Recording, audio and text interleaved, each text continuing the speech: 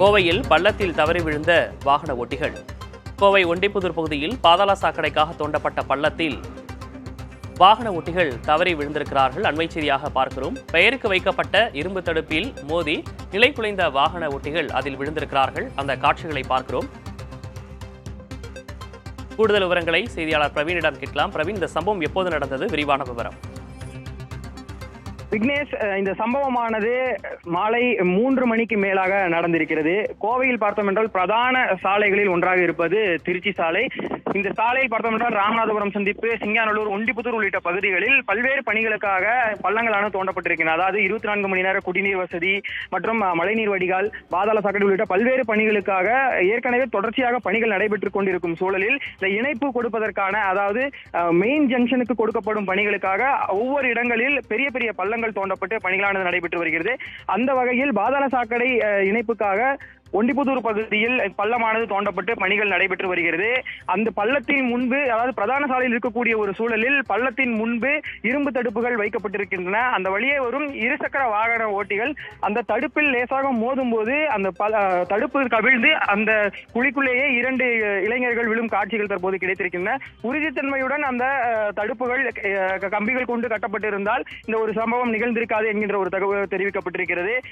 விழுந்த 2 இளைஞர்களும் லேசான காயங்களுடன் தப்பியுள்ளதாக முதற்கட்ட தகவலாக கூறியிருக்கின்றனர். இது தொடர்பாக மாநகராட்சி ஆணையரிடம் பேசிய போதும் இது குறித்து உரிய ஆய்வு செய்யப்படும் என கூறியிருக்கின்றனர்.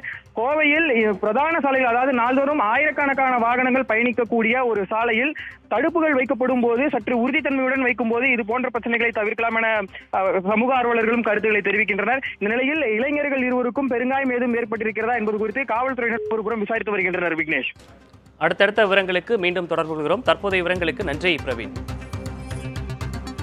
பள்ளம் தோண்டப்பட்ட இடத்தில் ஆய்வு செய்யப்படும் என கோவை மாநகராட்சி ஆணையர் சிவகுரு விளக்கமும் அளித்திருக்கிறார். கோவை ஒண்டிப்புதூர் பகுதியில் பாதாள சாக்கடைக்காக தோண்டப்பட்ட பள்ளத்தில் தவறி விழுந்த வாகன ஓட்டிகள் சிறிய காயங்களுடன் அவர்கள் சிகிச்சை பெற்று வருகின்றனர். பெயருக்கு வைக்கப்பட்ட இரும்பு தடுப்பில் மோதி நிலை குலைந்த வாகன ஓட்டிகள் அந்த பள்ளத்தில் விழுந்திருக்கிறார்கள்.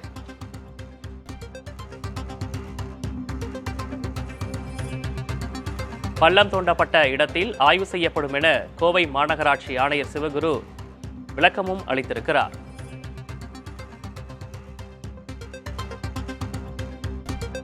பெயருக்கு வைக்கப்பட்ட இரும்பு தடுப்பில் மோதி நிலை குலைந்த வாகன ஓட்டிகள் அந்த பள்ளத்தில் விழுந்திருக்கிறார்கள். சாலையோரம் தோண்டப்பட்ட பள்ளத்தில் விழுந்த இருவருக்கும் லேசான காயம் ஏற்பட்டிருக்கிறது. இது தொடர்பாக பேசுவதற்காக அறப்போர் இயக்கத்தைச் சேர்ந்த ஜெயராமன் நமது இணைப்பில் இணைந்திருக்கிறார். அவரிடம் பேசலாம். சார் வணக்கம். வணக்கம் சார், கோவையை பொறுத்த வரைக்கும் பல இடங்கள்ல இது மாதிரி இப்ப சாலைகளை தோண்டப்பட்டு பள்ளங்கள் இருக்கு. அவ்வப்போது இந்த மாதிரி விபத்துகளும் நடந்துட்டு இருக்கு சார்.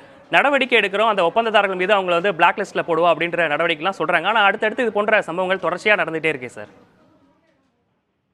ஆமாம், சமீபத்தில் கூட நம்ம ஏற்கனவே இப்பொழுதுதான் ஒரு 1-2 மாதங்களுக்கு முன்பு அந்த மாதிரி ஒரு நிகழ்வு நடந்ததுன்னு சொல்லிட்டு பேசினோம்.